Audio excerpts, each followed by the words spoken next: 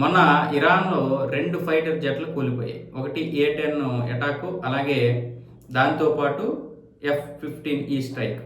దీనికి సంబంధించి పైలట్లు ఏమొచ్చేసి ఇద్దరు దొరికారు, ఇంకొకరు దొరకలేదంట. అతను ఆచూకీ గల్లంత అయిపోయిందని చెప్తున్నారు. దీనికి సంబంధించి ఇరాన్ ప్రజలు కూడా వెతుకుతున్నారు దొరుకుతాడేమో అని. ఎందుకంటే ఇరాన్ కూడా పట్టించినటువంటి వారికి $60,000 ఇస్తామని చెప్పింది. సో ఇటు ఇజ్రాయేలు, అమెరికా, ఇరాన్ వాళ్ళందరూ వెతుకుతా ఉన్నారు. దీనికి సంబంధించి ఆ పైలట్ తల్లి బయటకు వచ్చారు.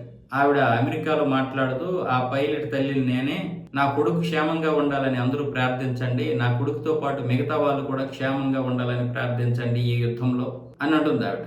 ఎంతో మంది నరరూప రాక్షసుల మధ్య నా కొడుకు బ్రతుకుతున్నాడు అంటూ ఆవిడ మాట్లాడుతుంది. అంటే ఇరాన్ ప్రజలు. మరి ఇతను కూడా ఆ యుద్ధ విమానాన్ని తీసుకుని వెళ్ళింది దేనికి? ఇరాన్ ప్రజలను చంపడానికే కదా. అంటే ఇప్పుడు ఇరాన్ ప్రజలు ఏంటి పక్కన పెట్టండి, ఆవిడ మాట్లాడుతున్నటువంటి మాటలకి మనం ఏం చెప్పాలి సమాధానం? ఇదే కదా. ఇప్పుడు అతను కూడా చంపదమనే తీసుకెళ్ళాడు విమానాన్ని, వాడి డ్యూటీ అది. వీళ్ళు దాన్ని పట్టుకోవాలి, వీళ్ళ డ్యూటీ అది. యుద్ధంలోకి వెళ్ళిన తర్వాత ఎవడ ఓడుతాడో ఎవడ గెలుస్తాడో తర్వాత సంగతి. ఇద్దరికీ శత్రువులే.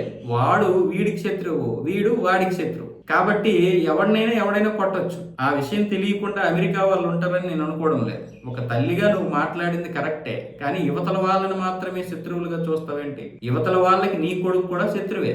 నీకు నీ కొడుకు కావచ్చు, కానీ యుద్ధంలోకి దిగిన తర్వాత ఒక వర్గానికి శత్రువు అవుతాడు. అది ఎవడైనా సరే, అది ఎలాంటి వాడైనా సరే, ఒకడికి ఒకటి శత్రువు అయితేనే యుద్ధం జరుగుతుంది. యుద్ధంలోకి వెళ్ళామంటే అవతల వాడిని మనం శత్రువుగా భావించాల్సిందే. నీ కొడుకు కూడా విమానం వేసుకొని వెళ్ళిపోయాడంటే కొంతమందిని చంపుదామనే కదా. ఇప్పుడు దీని గురించి ఇరాన్ స్పందించింది. ఇరాన్లో నీ కొడుకు దొరకపోయినంత వరకు మంచిగానే ఉంటాడు.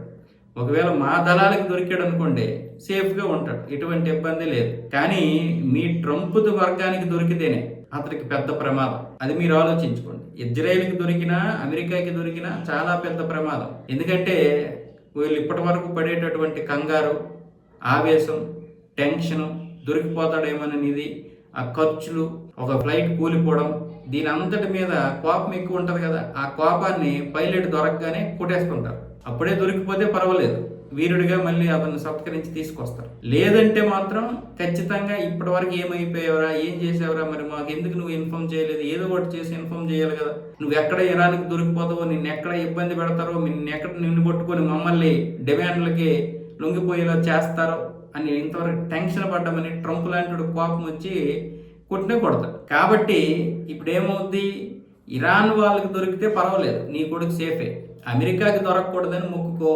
అంటున్నారు ఇరాన్ వాళ్ళు. కరెక్టే కదా అది.